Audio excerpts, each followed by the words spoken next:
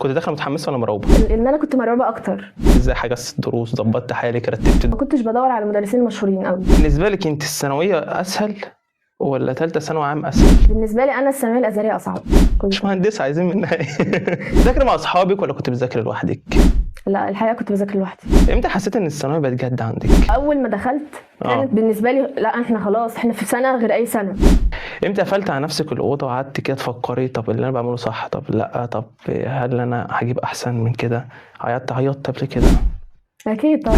عيطت امتى؟ عايزك تحكي لي. ما هو اكيد ساعه النتيجه.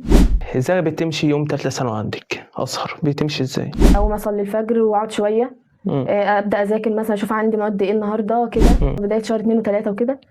بقيتش بذاكر اول باول، يعني بقيت براكم بقى. مفيش موقف صعب؟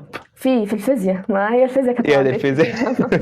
بس بلاش ان هم يدخلوا ثالثه ثانوي بحماس. هي دي يمكن النقطه الوحيده اللي كانت وقعتني.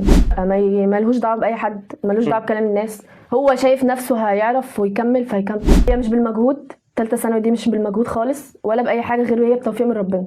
ربنا عايزك في الحاجه الفلانيه دي فانت هتروحها.